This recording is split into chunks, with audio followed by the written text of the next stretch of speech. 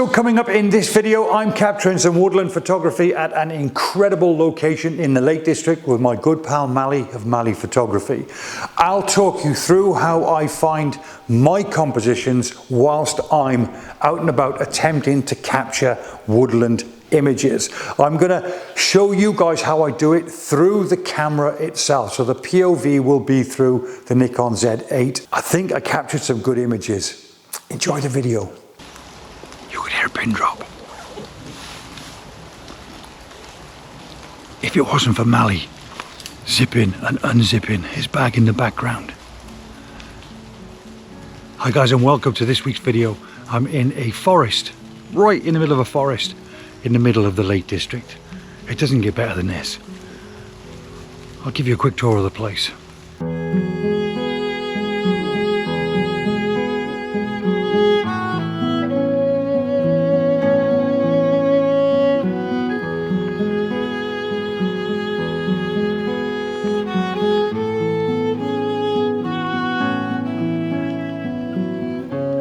This is a perfect time for me to explain why I use a polarizer when I'm in the woodland, especially on wet days like today. Let me throw you guys in camera 1 second. So that's the scene I'm looking at. Whilst my polarizer is on there, it's at its lowest effect at the moment. But watch when I spin my polarizer to add the polarizing effect into this frame. Especially watch the green leaves here. Watch this. Watch, when I spin this round now, look at the difference. That is incredible. Right guys, in terms of a composition, let me just throw you guys in camera again. And this is very higgledy-piggledy, but my eye is being drawn to those 3 V-shaped birch trees. And the greens and browns are just incredible. So what I prefer to do, usually with my 70 to 200mm lens on, I must admit, but I've got the 24 to 120 lens on here, and this is working just fine for me. Now, if I zoom out, what I'm looking for again is natural frames, like the tree on the left-hand side here. If I zoom this far out, it becomes a natural frame on the left, and this becomes a natural frame on the right. I really like that. Things I'm trying to avoid is this one here, just peeping in onto the edge of the frame. I don't like that. But I can either crop that out in post. Oh, if I lift that up, something like that there. Now, brilliant, because I'm now bringing this other branch up here in to create a top of the frame. Right hand side, left hand side, with the birch trees right in the center. It's a shame these darker trees are here, but you know, you can't have everything.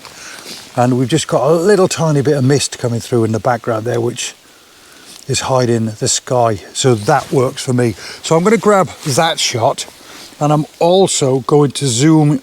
Oh, hang on.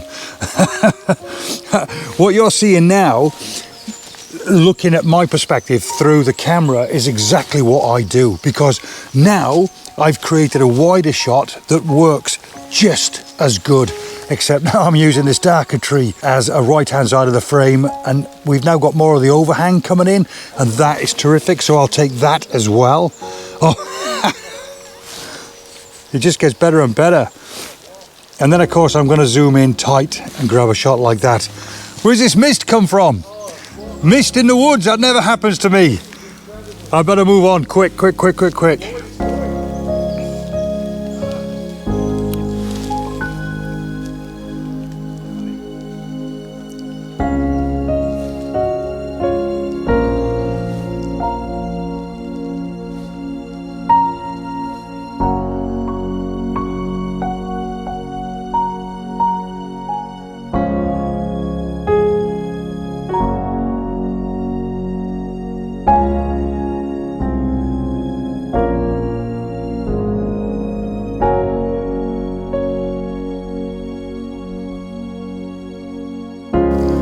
We just had a little bit of mist come through, but the mist, as quick as it came through, it went out. I think by the time I'd finished talking to you guys, the mist had gone. But the point I was making is, whilst a lot of people struggle with woodland photography, I think it's a lot easier to use the camera's viewfinder as your eye as opposed to your eye. I've said this before several times in videos that I've created about woodland photography.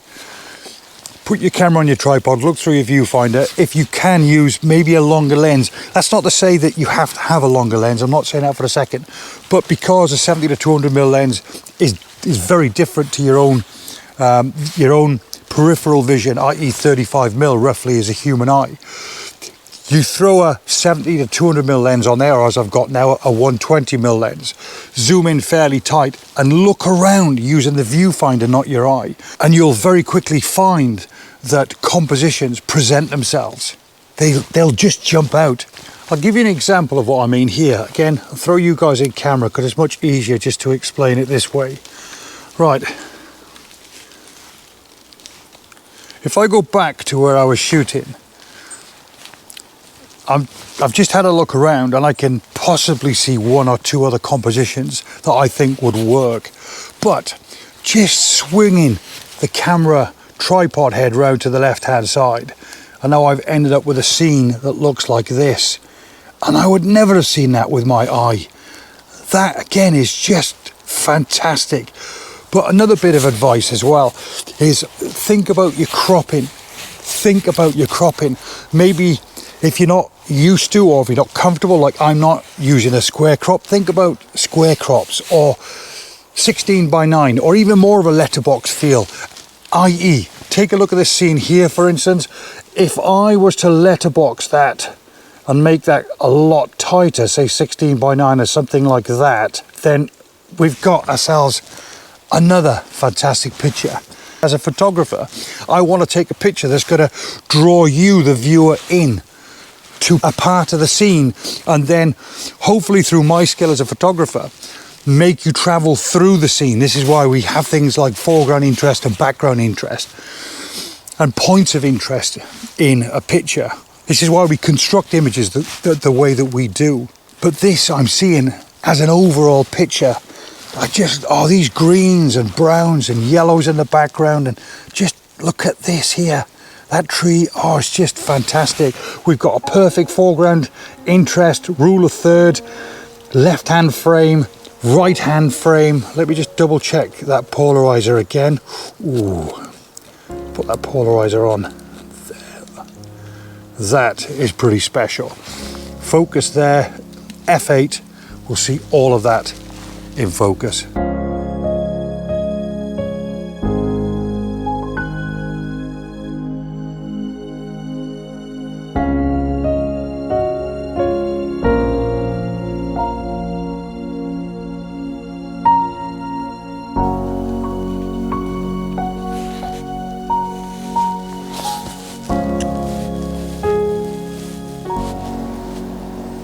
It's great fun to go out with a friend or two, but if you do go out with a buddy, then I would always suggest learning off each other.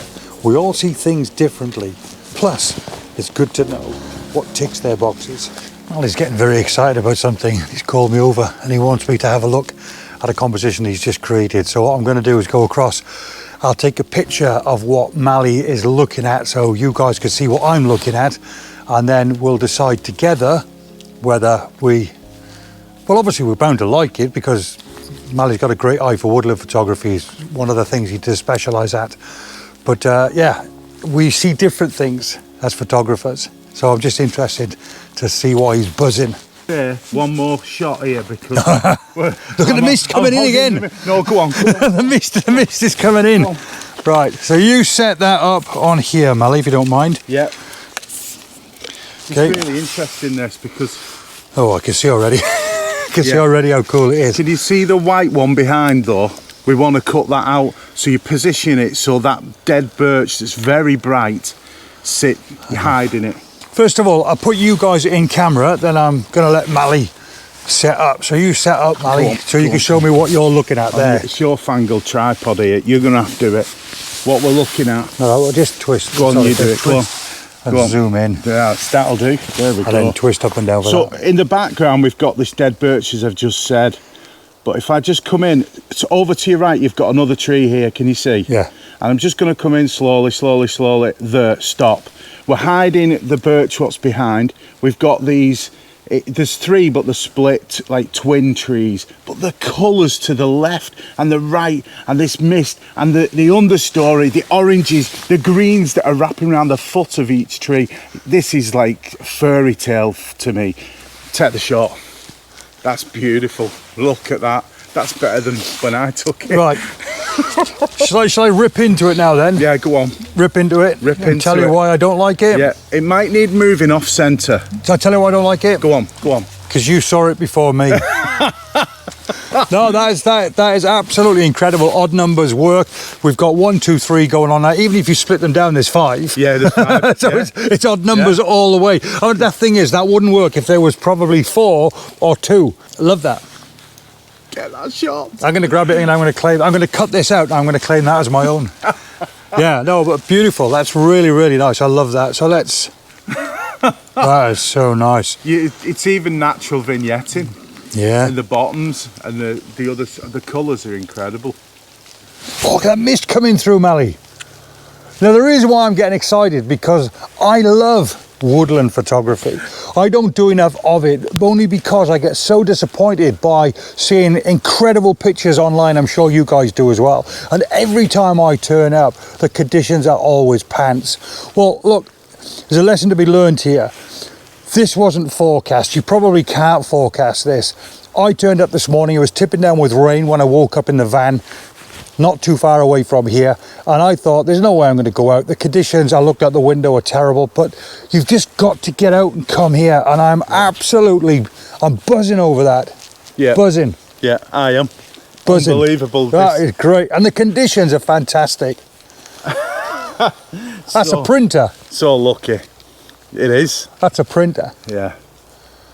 And that can that get better with, say, in 2 weeks' time with your autumnal colours kicking in?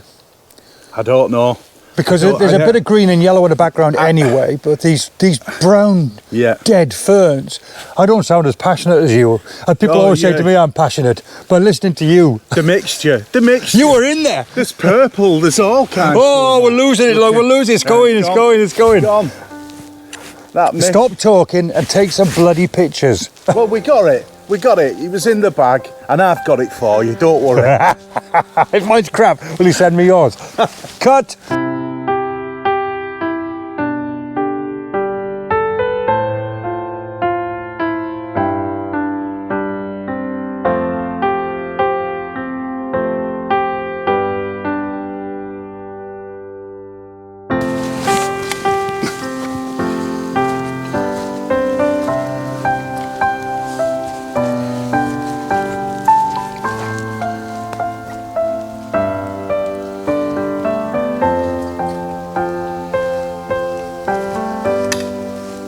From our little perspective lower down, I spotted a bit of a higgledy-piggledy tree, which I think is quite nice because it's been backlit.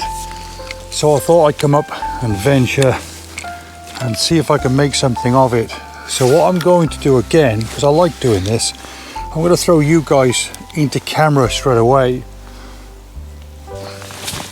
so you guys can have a quick look again at what I'm looking at. And this might well work, it might not work, but let's have a quick look. Okay, so the higgledy-piggledy part is that tree there. That's the higgledy-piggledy part. And I quite like that. So if anything, that's just chaotic. But I think it's pretty cool. What I don't like about the image, top left-hand corner, we've got that tree coming across there. I don't like when things peep in, but also is that patch of light just there. And I'm not keen on that. It's a bit misty in the background, so I could probably get away with it. But I just like that square on shot, tree right in the middle, all higgledy-piggledy. So the question is, can I get to a slightly higher perspective to avoid that top left-hand corner there? But I quite like that higgledy-piggledy. I mean, straight away I've pulled out, and that's quite nice. Nice frame on the right, frame on the left, higgledy-piggledy there. Can only help you as a photographer if you chastise your work. the best that you possibly can.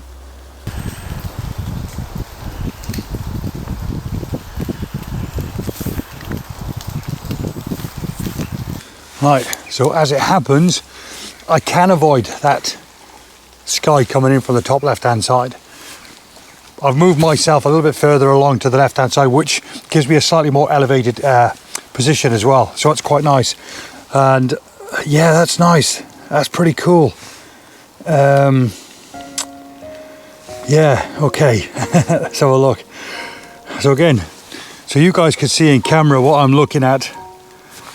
I'm just zooming in, zooming out. I mean, look, I hadn't even noticed that. Honestly, I hadn't even noticed that. I zoomed out. Now I've just got a typical, I know it's a typical sort of shot that I like to take, but frame on the right, frame on the left, and that higgledy-piggledy in the center, and a little bit of mist coming through, and I think that works. So I'll take that as a picture, but zooming in quite tight now, it means I could possibly take that picture.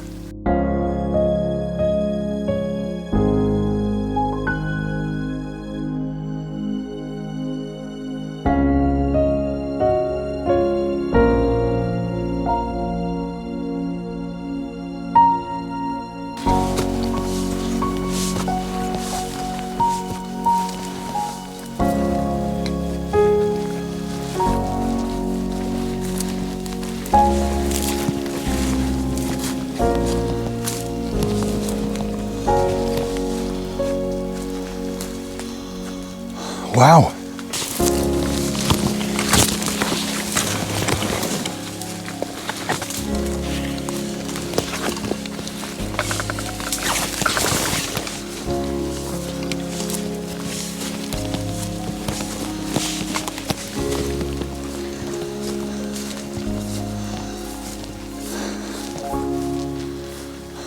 Ooh, now then, this is just typical. I'll get myself set up to take a picture here.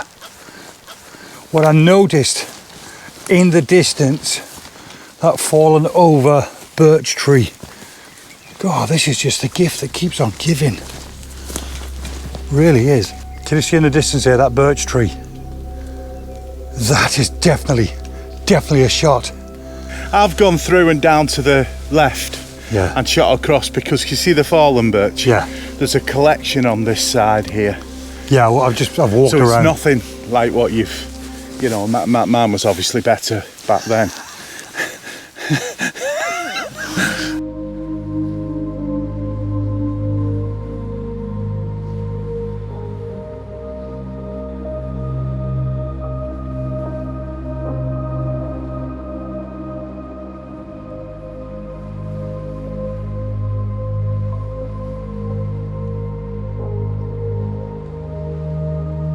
Take a look at this, watch this.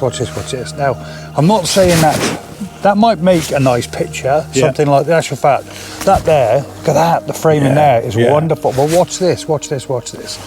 When you zoom out, look at those corners. Fire.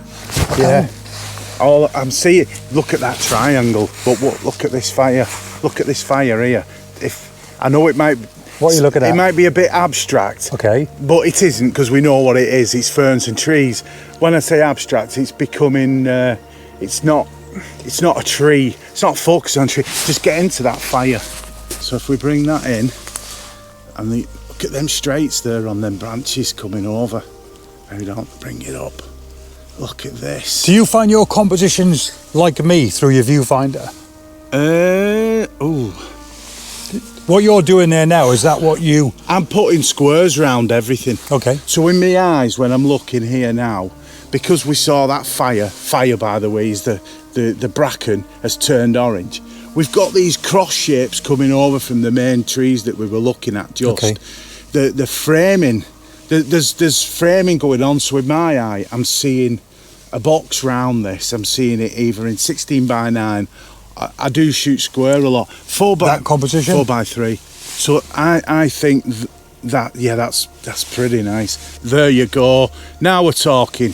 And we've got that mossy stone just to the right, we've got the fire to the left. Can you see the top corners? We're patrolling our corners here, and then when I see my composition, I then start thinking about my edges. I'm thinking about what do I want to leave in and what do I want to leave out. And we want the fire, we want the burning embers of the bracken, which is in the foot, but then we've got these lovely framing straights coming from the corners, and obviously the mossy boulder to the right. That's beautiful. It's not abstract, but it's, oh, and he's brought the tree in.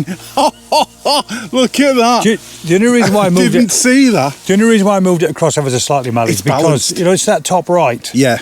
Well, I know you hadn't finished with it, but where it is there, it's too much in the middle. Yeah. So I'm such a stickler for my rules of thirds, but instantly now you can see, not only have we got that top right, but that finishes the frame off bottom left. Let me just bring you back a bit, because you know, as a graphic designer, and this sounds bonk, I'm going to tell you something now, and this is something I do with my pictures a lot. The distance on the right to the boulder and the distance on the left to the tree, to me, have to be in equal amounts. Okay, I love it. So you're building a grid system. You've got symmetrical. Yes. The tree and the boulder are now balanced, and everything else is playing. Everything else is just having fun in the frame. The only thing I always tell people is every main element in a frame has to have room to breathe. So let me explain. Yeah. So on the left-hand side corner there, that tree that we're using as the left-hand frame, let me just show you. I know you know this anyway, but it's just purely for my video. If I move, well, you definitely know it as a graphic designer, if I move it to there, it really doesn't work for me because it's such an integral part of this picture. It's got to be on the rules of thirds. So my eye, as a photographer, not a graphic artist, I'm looking more of getting that on the rule of thirds and that on the rule of thirds. I never even saw the boulder, but I totally get your point. Yeah. But that's cool how you work as well. Yeah. But that, I've got to tell you that. It's a beauty. That's a beautiful shot. Yeah.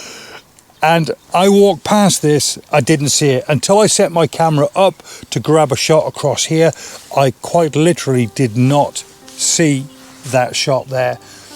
Threw the camera on a tripod, had a look around, and all of a sudden, boom. Bang. Yeah. There we go. Well, I'm saying me. I mean, you actually did it. Yeah.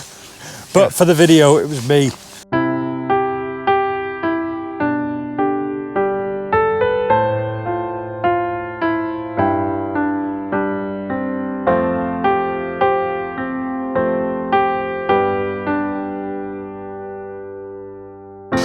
This is the dead birch tree that I got quite excited about.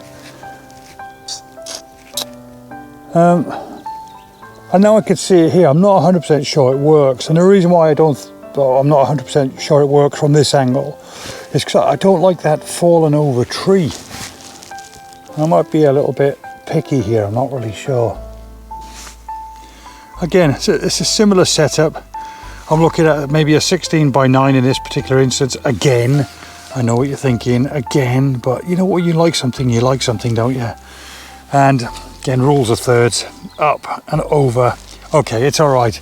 But you know what I tend to do, and I do this a lot, is if I see something like this I'm not 100% sure, or not 100% happy with, I can't ignore it. I have to take the picture and then walk away, and then decide later in post-production whether I like it or not. A couple of things I don't like, again, there's a little bit of sky coming through there. There's a hot spot there. So if you were to look away now, then look back at the image, I can guarantee your eye would be drawn to there. But it's something I could deal with in post-production easy enough. I could just clone this area from here up to here. So I wouldn't let that spoil the picture. But it's still handy in your own mindset to know how the image is likely to look like once it's been post-processed.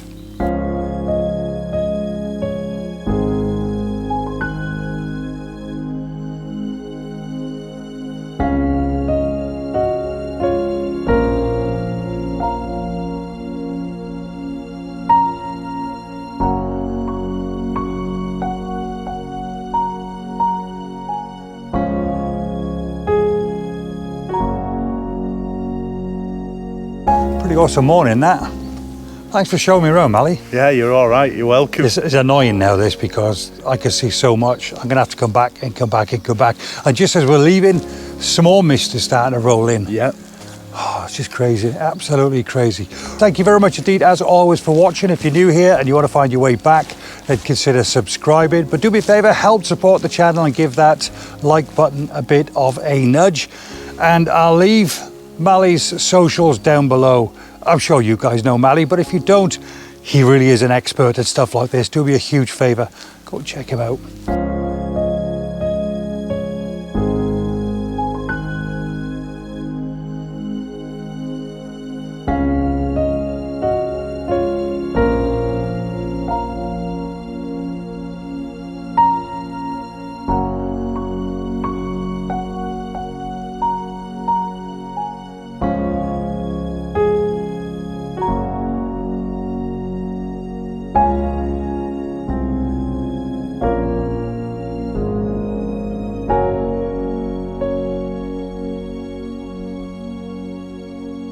As a takeaway from my sponsorship deal with Nikon, the day after my gear arrived, the person who arranged the collaboration caught COVID.